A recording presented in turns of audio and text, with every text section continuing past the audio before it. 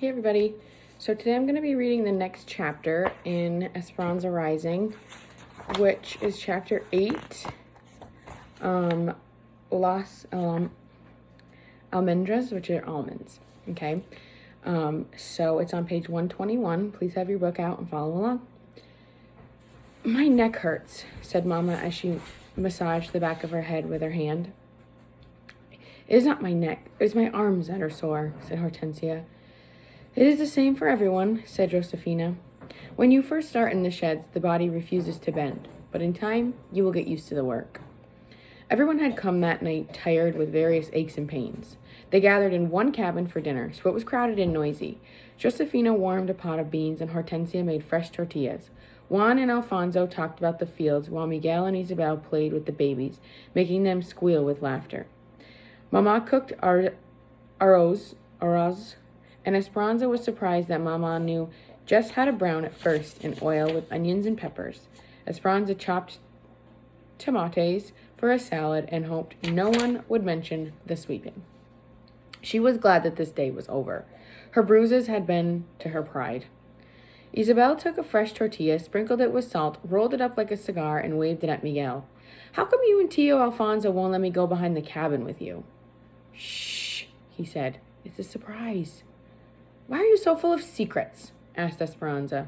But neither Alfonso nor Miguel answered. They simply smiled while they prepared their plates.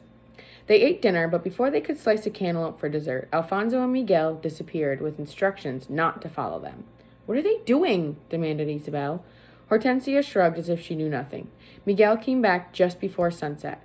Senora and Esperanza, we have something to show you. Esperanza looked at Mama. It was obvious Mama was just as confused as she was. They all followed Miguel to where Alfonso was waiting. Behind the cabin was an old oval washtub with one end cut off. It had been set on its side, forming a little shrine around a plastic statue of Our Lady of Guadalupe. Someone had built a grotto of rocks around the base of the tub. Around it, a large plot of earth had been fenced in by sticks and rope and planted with thorny stems, each with only a few branches. Isabel gasped. Oh, it's beautiful! Is that our statue? Josefina nodded, but the roses come from far away. Esperanza searched Miguel's face, her eyes hopeful.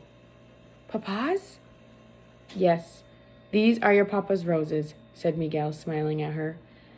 Alfonso had dug circles of earth around each plant, casitas, little houses that made moats for deep watering, just like he had done in Aguascalientes. But how? Esperanza remembered the rose garden as a blackened graveyard. After the fire, my father and I dug down to the roots. Many were still healthy. We carried the cuttings from Aguascalientes, and that's why we had to keep them wet. We think they will grow. In time, we will see how many bloom. Esperanza bent closer to look at the stems rooted in mulch. They were leafless and stubby, but lovingly planted. She remembered the night before the fire, when she had last seen the roses and had wanted to ask Hortensia to make rosehip tea, but she'd never had the chance. Now, if they bloomed, she could drink the memories of the roses that had known Papa. She looked at Miguel, blinking back tears. Which one is yours? Miguel pointed to one. Which one is mine?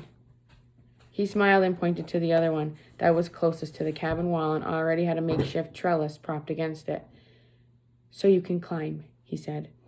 Mama walked up and down, carefully touching each cutting. She took Alfonso's hands in her own and kissed him on the cheek.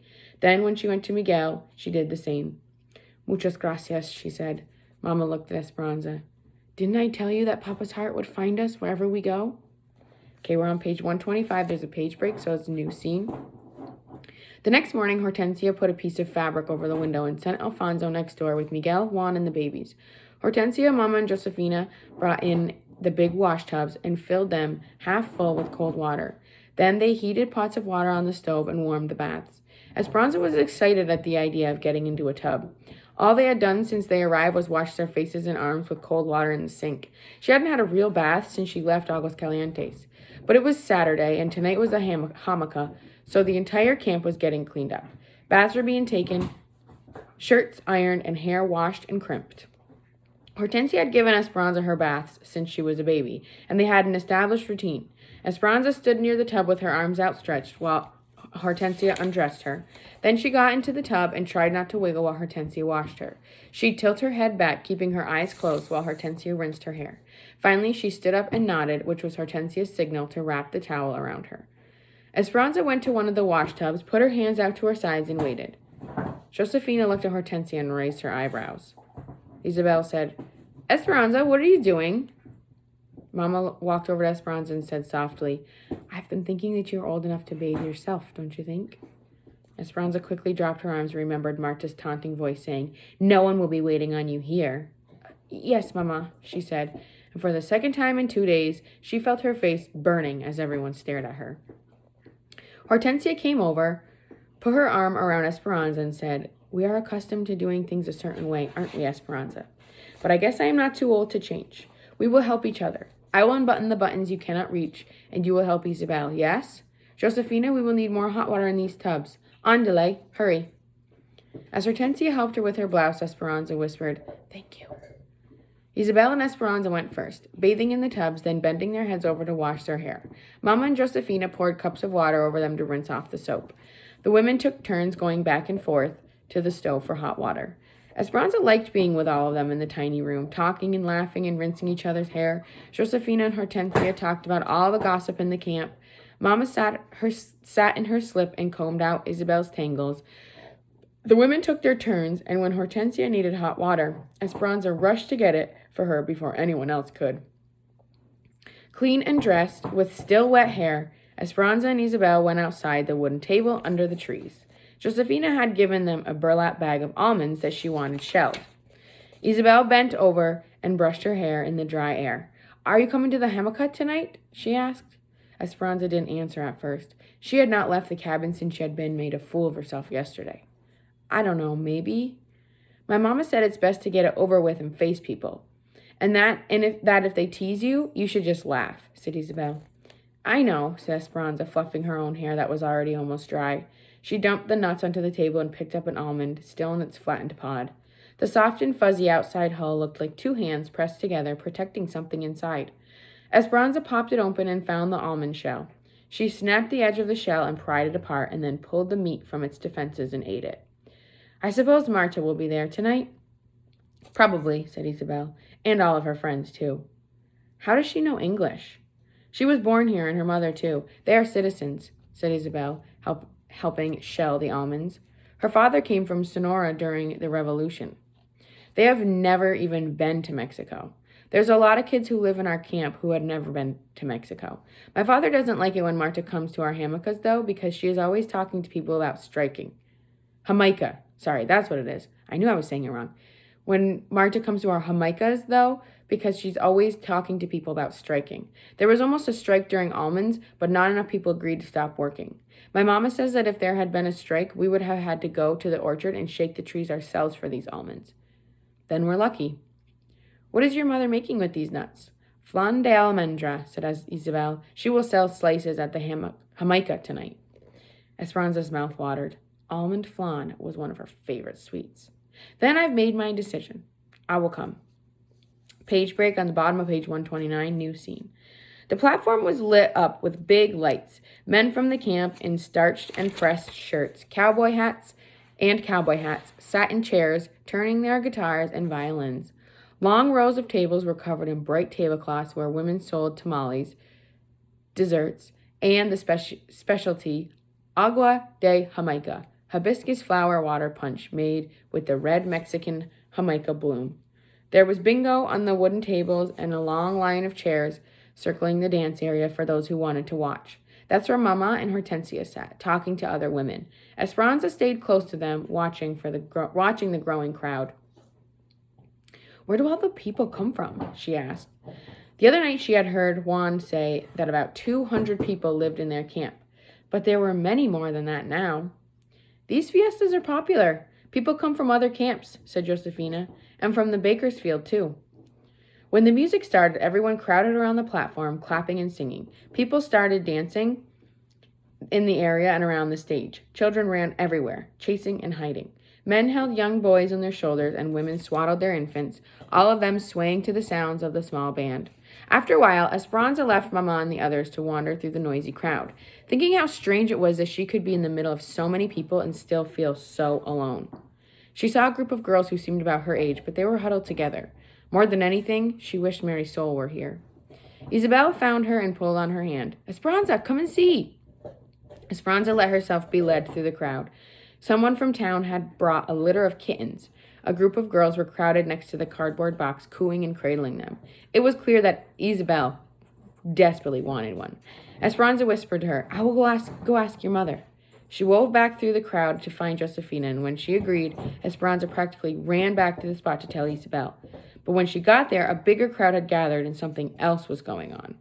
Marta and some of her friends stood in the bed of a truck that was parked nearby, each of them holding up one of the tiny kittens.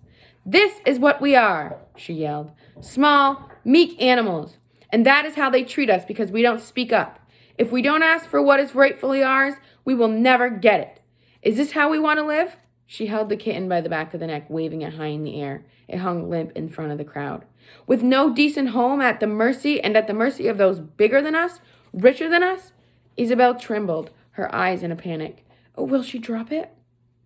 A man called out, Maybe all that cat wants to do is feed its family. Maybe it doesn't care what all the other cats are doing. Senor, does it not bother you that some of your compadres live better than you?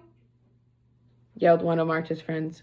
We are going to strike in 2 weeks, at the peak of the cotton, for higher wages and better housing. We don't pick cotton on this farm, yelled another man from their farm. What does it matter? Yelled Marta. If we stop working, if all the Mexicans are juntos, together, she made a fist and held it in the air, then maybe it will help us all. He yelled back, That is a chance we cannot take. We just want to work. That is why we came here. Get out of our camp. A cheer rose up around him. People started shoving, and Esperanza grabbed Isabel's hand and pulled her aside. A young man jumped into the truck and started the engine. Marta and the others tossed the kittens into the field. Then they pulled some of their supporters in the back of the truck with them, and they raised their arms, chanting, Huelga, Huelga, strike, strike. Page break in the bottom of page 133, new scene. Why is she so angry? Asked Esperanza as she walked back to the cabin a few hours later with Josefina, Isabel, and the babies, leaving the others to stay later. Isabel carried the soft, meowing orange kitten in her arms. She and her mother moved here to find work. Sometimes all over the state, said Josefina. They work wherever there is something to be harvested. Those camps, the migrant camps, are the worst. Like when we were in El Centro, said Isabel. Worse, said Josefina. Our camp is a company camp, and people who work here don't leave. Some live here for many years. That is why we came to this country, to work, to take care of our families, to become citizens. We are lucky because our camp is better than most. There are many of us who don't want to get involved in the strike because we can't afford to lose our job. And we are accustomed to how things are in this little community. They want to strike for better houses? Asked Esperanza. That and more money for those who pick cotton, said Josefina. They only get 7 cents a pound for picking cotton. They want 10 cents a pound. It seems like such a small price to pay, but in the past, the growers said no. And now more people are coming to the valley to look for work, especially from places like Oklahoma, where there is little work, little rain, and little hope. If the Mexicans strike, the big farms will simply hire others. Then what would we do? Esperanza wondered what would happen if Mama did not have a job. Would they have to go back to Mexico? Josefina put the babies to bed, then she kissed Isabel and Esperanza on their foreheads and sent them next door. Isabel and Esperanza lay in their beds listening to the music and the bursts of laughter in the background. The kitten, after drinking a bowl of milk, curled up in Isabel's arms. Esperanza tried to imagine conditions that were more shabby than this room that was covered in newspaper to keep out the wind. Could things possibly be worse? Sheepily, Isabel said, Did you have parties in Mexico? Yes, whispered Esperanza, keeping her promise to tell Isabel about her old life. Big parties. Once my mama hosted a party for 100 people. The table was set with lace tablecloths, crystal and china, and silver candelabras. The servants cooked for a week. Esperanza continued, reliving the extravagant moments, but was relieved when she knew that Isabel was asleep. For some reason, after hearing about Marta and her family, she felt guilty talking about the richness of her life in Aguascalientes. Esperanza was still awake when Mama came to bed later. A stream of light from the other room allowed just enough brightness for her to watch Mama unbraid her hair and brush it out. Did you like the party? Mama whispered. I miss my friends, said Esperanza. I know it's hard. Do you know what I miss? I miss my dresses. Mama, Esperanza said, laughing that Mama would admit such a thing to her. Shh, said Mama. You will wake Isabel. I miss my dresses too. But we don't seem to need them here. That is true, Esperanza. Do you know that I am so proud of you for all that you are learning? Esperanza snuggled close to her. Mama continued. Tomorrow we are going to a church in Bakersfield. After church, we are going to una tienda called Cholotis. Josefina said it sells every type of sweet roll and Mexican candies. They were quiet, listening to Isabel's breathing. In church, what will you pray for, Esperanza? Asked Mama. Esperanza smiled. She and Mama had done this many times before they went to sleep. I will light a candle for Papa's memory, she said. I will pray that Miguel will find a job at the railroad. I will ask Our Lady to help me take care of Lupe and Pepe while Isabel is at school. And I will pray for some white coconut candy with red stripe on the top. Mama laughed softly. But most of all, I will pray that Abuelita will get well, and that she will be able to get her money from Tia Luisa's bank, and that she will come soon. Mama stroked Esperanza's hair. What will you pray for, Mama? I will pray for all the things you said, Esperanza, and one more thing besides. This part always makes me cry, I'm sorry. What's that? Mama hugged her. I will pray for you, Esperanza, that you can be strong no matter what happens. Okay, I gotta stop the video because these long videos take forever to load. Okay, I'll talk to you soon. Bye.